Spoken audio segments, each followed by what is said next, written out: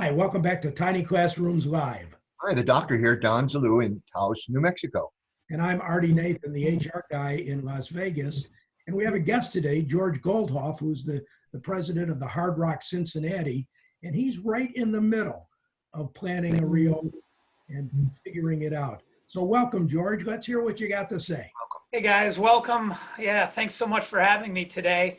And first, I want to just say that I'm really grateful for all the casinos that have opened already and shared their reopening plans and posted their videos. And it's been really instructive.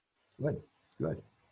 There has been a lot of good information out there, but I suspect, George, that you had to put together your own plan for your own circumstances.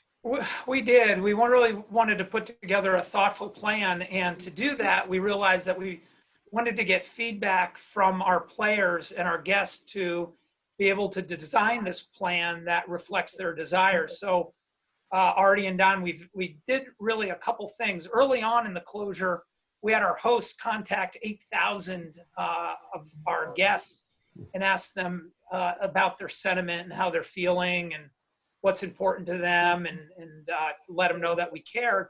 And more interestingly, a little bit later, after closure, we conducted a consumer sentiment research to find about how they're feeling about their personal finances, their health of themselves, their family, which companies are helping them to feel safe, and what are some of the criteria that they would use to enter a business, or what's the priority for reopening.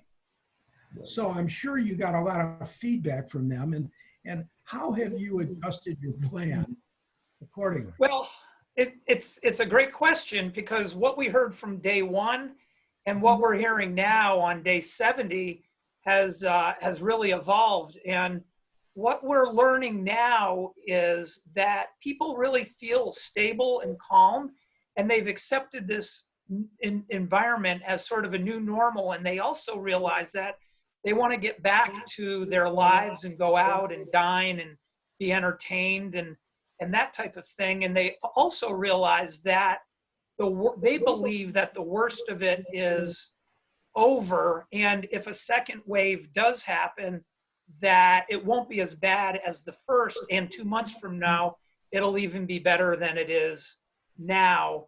And so there's been this sort of steady erosion of a reliance on official entities to get their information. And they're looking to local businesses that they trust to help them understand how to enter a retail environment or a restaurant, or to go out and, enjoy themselves and go to the beach or whatever that might be. And do you think they're... There's a keyword trust again, isn't there, Artie? Yeah, trust, responsibility. Those are interesting terms that people are using. And you're right. It's a local issue and people are dealing with it personally. It's true. And increasingly, they're reliant on, and this is nothing new, I think everybody is getting this right, they're reliant on visual cues that take place when they are able to enter an environment. And that's largely, is staff wiping down surfaces? Is their hand sanitizer broadly available for everybody? Are 6-foot distancing protocols being rigorously followed?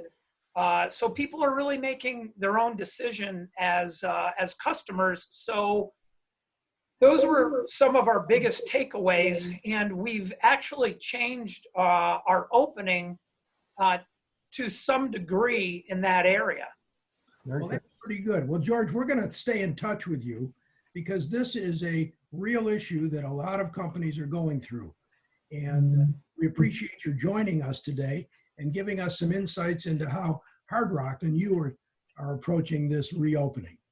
Good luck on your opening, George, and we're going to look very much forward to following up with you pretty quickly after you open. That sounds great. And keep on rocking, guys. Appreciate it. You're welcome. Goodbye, George. Thank you. Goodbye.